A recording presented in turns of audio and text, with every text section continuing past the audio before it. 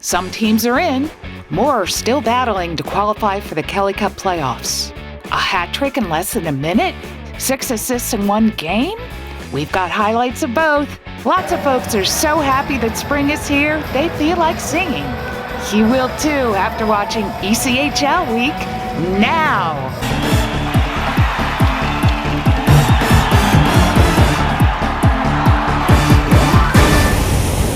Hi, welcome to another edition of ECHL Week, this time coming to you from the Westbanco Arena in Wheeling, West Virginia, home of the Wheeling Nailers. Now that the regular season is just about over, let's take a look at the current Kelly Cup playoff picture.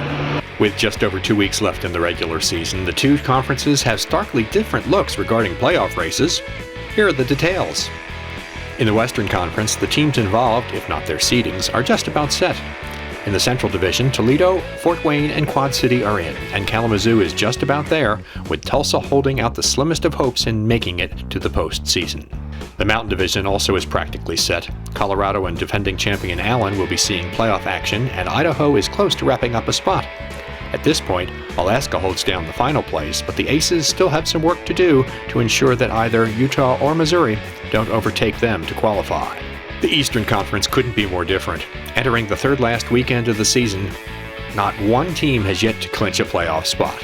In the North, Brampton, Reading, Manchester, Adirondack, and Wheeling are within striking distance of one another heading into the weekend. One of those teams will be left out when the postseason party begins. And in the South, Florida, at the top of the heap, is just about in. But Greenville, Cincinnati, Orlando, and South Carolina are playing musical chairs, and just 3 seats exist for those 4 teams. Every team that could still be in the running for a spot plays on April 8th, the final full night of the regular season.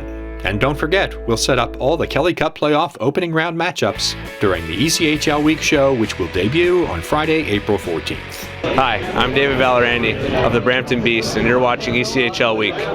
After 10 ECHL seasons, the Elmira Jackals have come to the end of the line.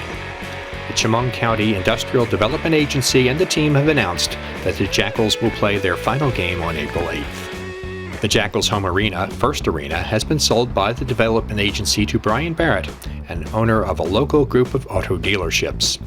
But as a result of the extensive expense needed to renovate the 17-year-old building's roof and ice plant, as well as other items, there are no other funds available to manage the team. The voluntary suspension of operations means the club exists in name, but it's unlikely to ever play another game. The Jackals earned 2 division titles during their run, but only won 2 playoff series. After qualifying for the playoffs during their first 6 seasons, they'll finish their tenure missing the postseason in their final 4 years. The team, which plays in the league's smallest market, is also likely to finish at the bottom of the ECHL's attendance list in its final year. We look at 2 memorable scoring performances next on ECHL Week.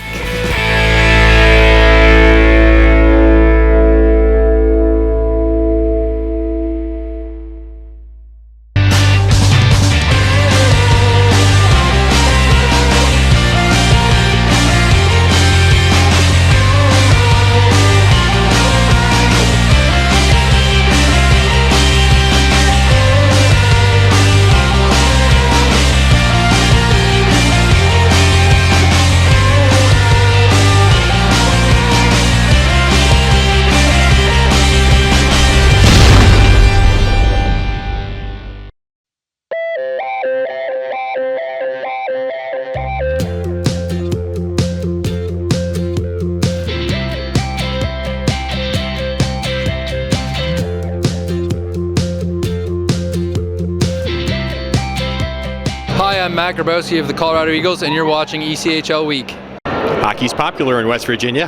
Look at that line for tickets. Now let's take a look at news from around the ECHL. Orlando head coach Drake Burhowski returned to the bench on March 10th after missing 5 games as a result of a medical emergency on February 21st. During his absence, the team was 3-2. Upon his return, Burhowski expressed his gratitude to both medical personnel and team members who supported him during his recovery. The Missouri Mavericks will change their name to the Kansas City Mavericks at the conclusion of this season. We continue to work feverishly to grow hockey, including youth hockey, across the greater Kansas City region, and believe it is very timely to have a team name that reflects just that, said Mavericks owner Lamar Hunt Jr. Wheeling's Johnny Daniels will remember March 11th. In the second period that night against Quad City, Daniels scored a natural hat trick during a 57-second span of the second period. His first came when he tipped in a right circle shot by Tyler Courier. The second goal came when Daniels wheeled around the net, had his first shot blocked, but roofed the rebound with a wrist shot. The hat trick was completed when Cody Wido set up Daniels for a one-timer from the left circle. That was exciting. Kind of didn't realize how short it was until you got back, and the guys told me it was under a minute, so it kind of surprised me. But yeah, it was a good feeling.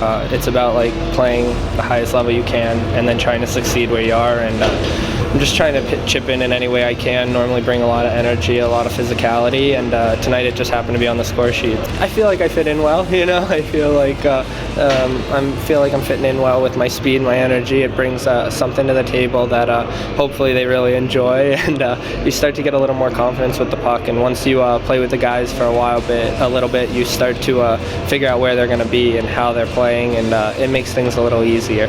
Hi, I'm Casimir Kaskisua of the Orlando Solar Bears, and you're watching ECHL Week. Norfolk's John Dunbar picked up assists on 6 goals as the Admirals won in Manchester 8-6. The third-year pro, who started this season in France, earned 2 assists in each period and became the 15th player in ECHL history to reach that mark in one game. The record for most assists in a game is 7. Joey Bennick was the biggest beneficiary of Dunbar's aid. He notched a hat trick in the game, and Dunbar assisted on each goal. Notable about Dunbar's achievement, 5 assists came at even strength, and 1 was while shorthanded. The Admirals were not awarded a power play during the game. And the Reading Royals are looking for a new president. Drew Bell, who had been in charge of the team since current owner Jack Galati purchased the club almost 3 years ago, has resigned. No official reason was given for his departure. The Royals are expected to name an interim general manager to handle day-to-day operation of the team very soon. The search for Bell's replacement has already begun. A wild highlight game. Plus, we hear from a Western Conference announcer in our Voices feature when ECHL Week continues. Marie, you have prediabetes. Prediabetes? I don't have time to eat right or exercise. I'm a busy mom. Oh, you're a busy mom. Yeah. This is great news. Busy moms never get prediabetes. Wait, what? Let me just... Yeah, this is all the people at risk for prediabetes, and way over here, busy moms. No?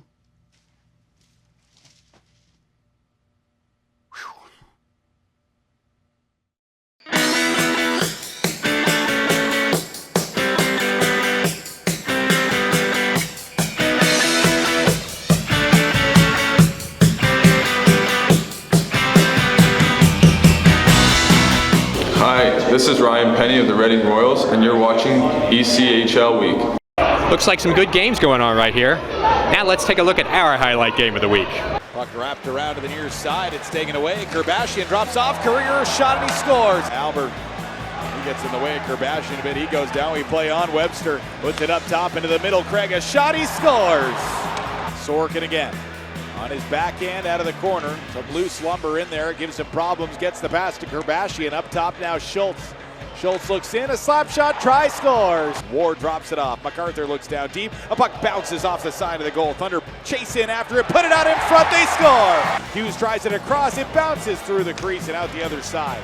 Played now off the half wall. Ward into the middle. Dukov, his shot. This one scores.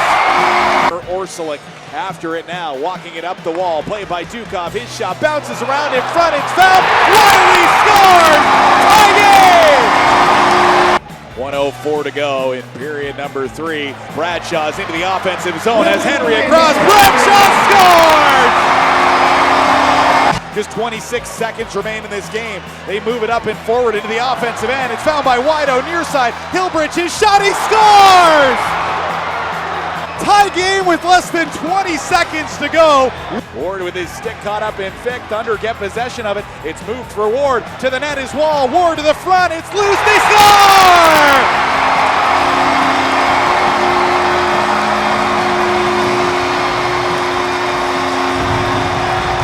Thunder put it home. They win the game in overtime.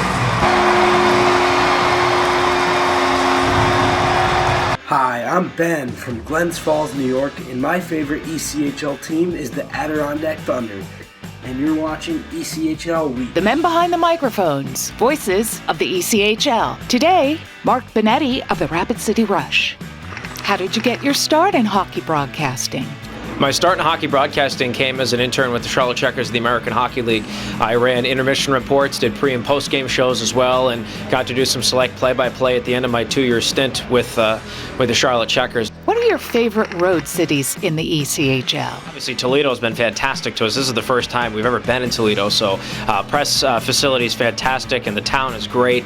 I'd have to say, prior to coming to Toledo, though, Boise and Allen have to be my top two without a doubt. There's a lot to do in Allen. The facility there is fantastic. Boise, the convenience of everything, being in the hotel and the arena at the same time definitely helps out. Do you do any vocal exercises prior to a broadcast? I joke with everybody that I do arpeggios, and I have perfect pitch too, so I go through the circle of fifths and what have you. It's anything, it's more breathing exercises. I think breathing's incredibly important.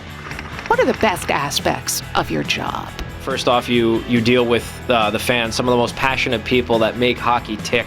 You deal with the players who have so many interesting stories, and at the end of the day, when you learn where they come from, what they're all about, you realize that they're all just normal human beings like you and I are. The best part about this is working in professional hockey, working in the best sport out of all of them, and getting to say that that's your livelihood, that you call play-by-play for hockey. That wraps up another edition of ECHL Week from Wheeling, West Virginia. Thanks for watching. Follow us on Twitter, like us on Facebook, subscribe on YouTube. You know the drill by now. It's the best way to keep up to date on what's going on in the ECHL. See you next time.